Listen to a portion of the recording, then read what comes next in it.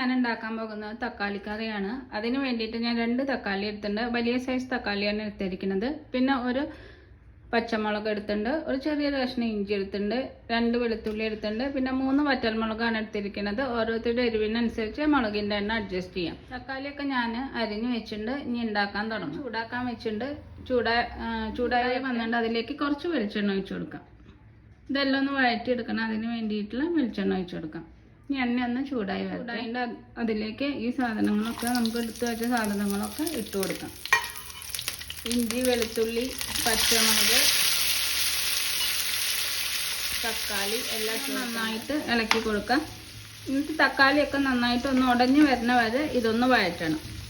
ഇതെല്ലാം നന്നായിട്ടൊന്ന് ഇളക്കാം. എന്നിട്ട് തക്കാളിയൊക്കെ നന്നായിട്ട് വഴന്ന് വരുന്ന വരെ ഇതൊന്ന് വേവിക്കാം. അപ്പോൾ വേഗം വെന്ത് കിട്ടും.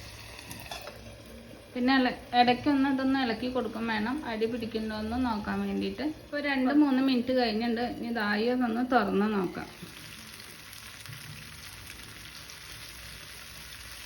ഒന്നും കൂടി ഒന്ന് തക്കാളിയൊക്കെ ഒന്ന് ഉടഞ്ഞ് കിട്ടണം. അപ്പോൾ കുറച്ച് നേരം കൂടി ഒന്ന് അടച്ചു വെച്ച് വേവിക്കാം.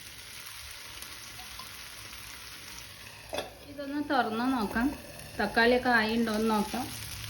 അപ്പോൾ തക്കാളിയൊക്കെ ആയിട്ടുണ്ട്. ഇനി ഇതൊന്ന് ചൂടാറാൻ വയ്ക്കാം. എന്നിട്ട് ഇതൊന്ന് അരച്ചെടുക്കണം. തക്കാളി ചൂടാറിയിട്ടുണ്ട്. ഇനി മിക്സിയുടെ ജാറിലേക്ക് ഇട്ട് കൊടുക്കാം.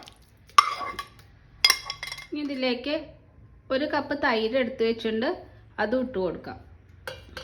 തൈര് ഒഴിച്ചു കൊടുത്തു. ഇനി ഇതൊന്ന് അരച്ചെടുക്കാം. ഞാൻ ഇത് അരച്ചെടുത്തിട്ടുണ്ട്. ഒന്ന് വറുത്തിടണം. അതിന് വേണ്ടി ഞാനൊരു പാൻ ചൂടാക്കാൻ വെച്ചിട്ടുണ്ട്. പാൻ ചൂടായിട്ടുണ്ട്. അതിലേക്ക് വെളിച്ചെണ്ണ ഒഴിച്ചു കൊടുക്കാം.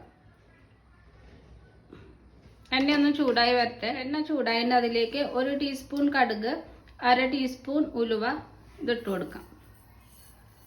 ഇനി ഇതൊന്ന് പൊട്ടി വരട്ടെ. ഇനി 1 വറ്റൽമുളക് അതിട്ട് കൊടുക്കാം.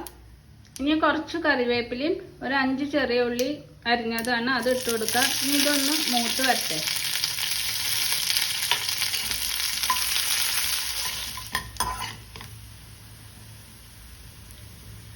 ഇപ്പോൾ ഉള്ളിയൊക്കെ നന്നായിട്ട് മൂത്ത് വന്നു. ഇനി അതിലേക്ക് 1/2 ടീസ്പൂൺ മഞ്ഞൾപ്പൊടി ഇട്ട് കൊടുക്കാം. ഇനി ഇതൊന്ന് മഞ്ഞൾപ്പൊടി ഇട്ടിട്ട് നന്നായിട്ട് മൂത്ത് വന്നിട്ടുണ്ട്. ഇനി അതിലേക്ക് അരപ്പ് ഒഴിച്ചു കൊടുക്കാം. ഇനി അരപ്പ് ഒഴിച്ചു കൊടുത്തു. നേരത്തെ തക്കാളിയുടെ അരപ്പ്. ഇനി ഇതൊന്ന് നന്നായിട്ട് ഒന്ന് മിക്സ് ചെയ്യാം. ചെറുതായിട്ടൊന്ന് ചൂടായി വരണം. ഇതിലേക്ക് ആവശ്യത്തിനുള്ള ഉപ്പ് ഇട്ട് കൊടുക്കാം. വെള്ളം ഒഴിച്ചു കൊടുക്കാം. ഞാൻ മിക്സിയുടെ ജാറ് കഴുകിയ വെള്ളം തന്നെയാണ് ഒഴിച്ചു കൊടുക്കുന്നത്. ഇനി ഇതൊന്ന് ലൈറ്റായിട്ടൊന്ന് ചൂടായി വരട്ടെ. അപ്പം ഇത് ചൂടായിട്ടുണ്ട്. ഓരോരുത്തരുടെ ഗ്രേവിക്ക് അനുസരിച്ചിട്ട് തിക്നെസ് കൂട്ടിയും കുറയ്ക്കുകയൊക്കെ ചെയ്യാം.